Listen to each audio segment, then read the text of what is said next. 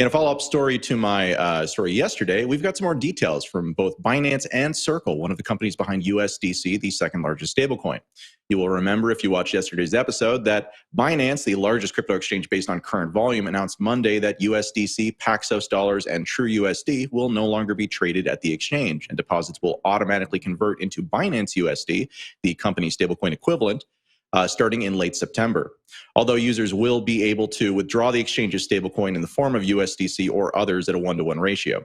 So we've previously discussed the possible reasons behind the move, and we suspected that it had been a surprise and aggressive competitive tactic. But as the news cycle turns, that is not actually how it's turned out. And while it seems counterintuitive, Jeremy Allaire, the chief executive officer at Circle, the firm that issues USDC, tweeted that, quote, "The change will likely lead to more USDC flowing to Binance." According to the CEO, as crypto traders don't really use Binance or BUSD outside of the exchange itself, quote, "This will likely benefit USDC usage as the preferred cross-centralized exchange and decentralized exchange stablecoin rail," end quote. So that puts the news into a somewhat different context, and I wanted to bring it up again today in case we have some different thoughts. But in other Binance news, the U.S. subsidiary has also announced that they're going to be delivering a 6% annual yield to U.S. customers who hold ETH in their exchange. And that starts as low as 0.001 ETH, or about $1.50 at current prices. The exchange announced that late yesterday. Wendy, a lot can change in just 24 hours. What do you think about this? I still think CZ is a boss for doing this. He's basically saying, we're not going to deal with any of your currencies. We want our own. And as a business model, I think it's great. And I don't necessarily know if it's good for USDC or not. I still feel like me personally, anytime you, like in the United States for tax purposes, anytime you swap any cryptocurrency, you take a loss, you make a tiny bit of profit, you get hit with the tax bill. So if people are going to be withdrawing, are going from BUSD to USDC, and then withdrawing it, it's still going to cause it to trigger a tax issue. So why just not keep BUSD if you have an application that you can convert it to cash easily? That's just my personal opinion as a trader. I'm not sure if other people feel that way, but I just don't think it's a bullish thing for USDC. And I also think that USDC is going to be the CBDC of the United States of America. Will? I'll give it to Adam really quick and then throw in my 2 cents.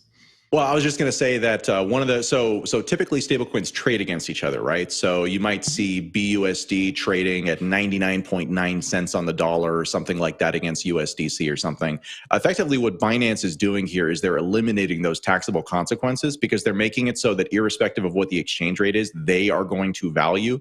They're going to value these tokens coming in at a ratio of 1-to-1, and they're going to value them going out at a ratio of 1-to-1. So that does create some potential business pressures for Binance, especially if their own stablecoin eventually, somehow breaks its peg and goes below. But assuming that that doesn't happen, and even if it did, if they continue to offer it, at a 1-to-1 ratio, then you could, I believe that you avoid the taxable consequences that you're talking about. But it does add complexity, which is which is not nothing. So Will, throw it to you. Yeah, this story reminds me of a few weeks back, Coinbase moving all their USD accounts into USDC, right? They wanted to make the order book a little simpler.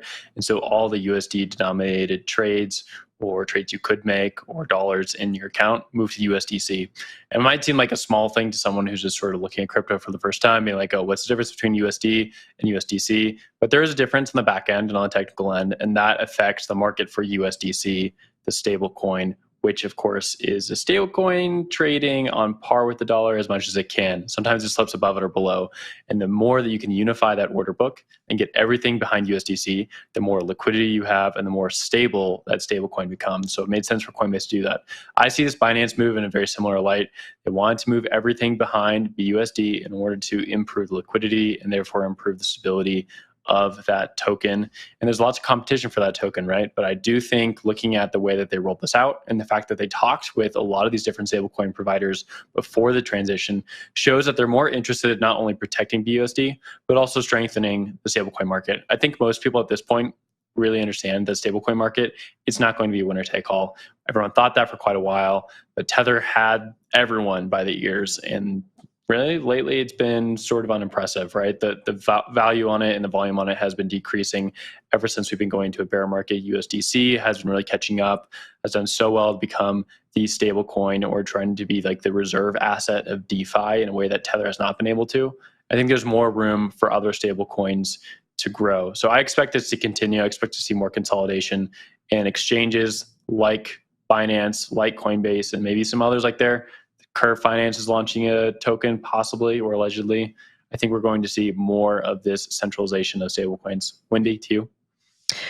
I want to say that USDC is like the number one stablecoin for Solana. I feel like, so that could be why. And I know that Solana NFT. Yeah, I feel like it is. Don't quote me on this, but Solana-based NFTs are kind of only thing that's really going on in this current bear market. But I think a lot of people kind of strayed away from Tether because of all the FUD for years.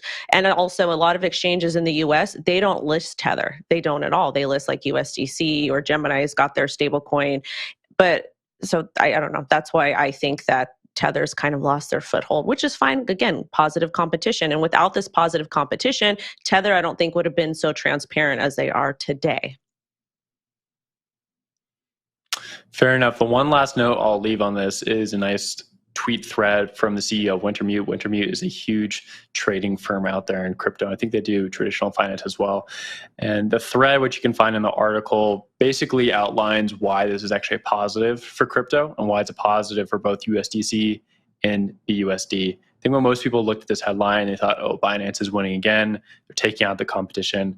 But if you look at how these order books work, you look at how these stable coins are growing and the network effects around them, you're finding out this is actually a pretty good situation for both tokens out there.